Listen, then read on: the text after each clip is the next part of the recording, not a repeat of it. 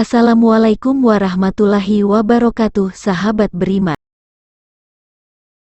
Ini alasan mengapa Jibril curhat kepada Rasulullah Shallallahu Alaihi Wasallam.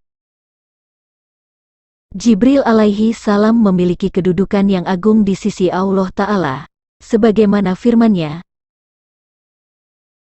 "Sesungguhnya Al-Quran itu benar-benar firman Allah yang dibawa oleh utusan yang mulia, Jibril, yang mempunyai kedudukan tinggi di sisi Allah, yang mempunyai arsy yang ditaati di sana, di alam malaikat, lagi dipercaya." Quran Surat At-Takwir ayat 19-21.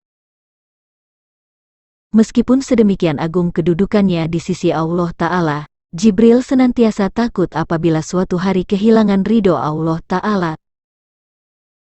Dikisahkan dari ensiklopedia Al-Quran bahwa Umar bin Khattab radhiyallahu anhu meriwayatkan rangkaian pembicaraan yang berlangsung antara Rasulullah Sallallahu Alaihi Wasallam dengan Jibril alaihi salam. Suatu hari Jibril menemui Rasulullah Sallallahu Alaihi Wasallam dan menyampaikan kabar kedahsyatan neraka. Jibril berkata, "Neraka itu hitam pekat, bunga apinya tidak dapat meneranginya, nyalanya tidak dapat dipadamkan. Demi Zat yang mengutusmu dengan benar, wahai Muhammad, seandainya sebesar lubang jarum dibuka dari jahanam, niscaya seluruh yang ada di permukaan bumi mati karena panasnya. Demi Zat yang mengutusmu dengan hak, seandainya penjaga neraka jahanam menampakkan dirinya kepada penghuni bumi, niscaya semua orang yang ada di muka bumi ini mati karena begitu buruk mukanya dan begitu busuk baunya.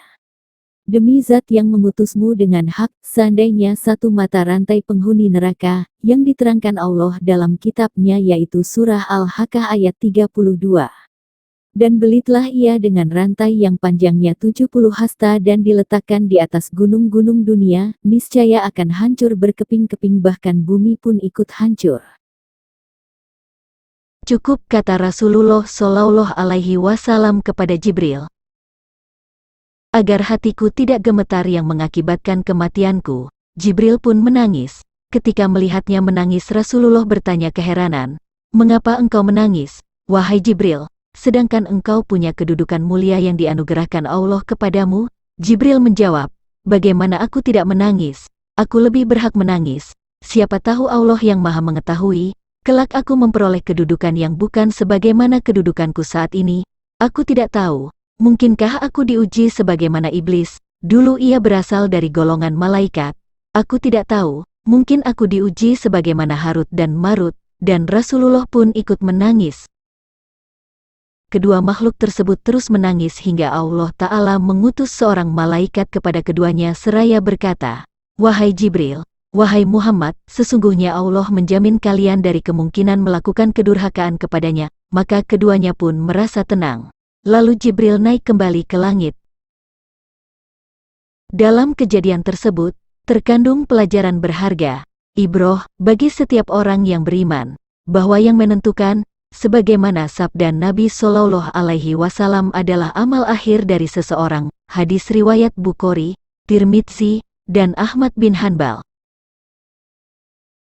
Karena itu orang beriman seharusnya selalu bertawajuh, mengarahkan hatinya kepada Allah Ta'ala, senantiasa berdoa agar Allah tidak memalingkan hatinya setelah mendapatkan hidayah, sekaligus mengingat akhirat dan membebaskan diri dari ketergantungan serta kesenangan duniawi yang hina.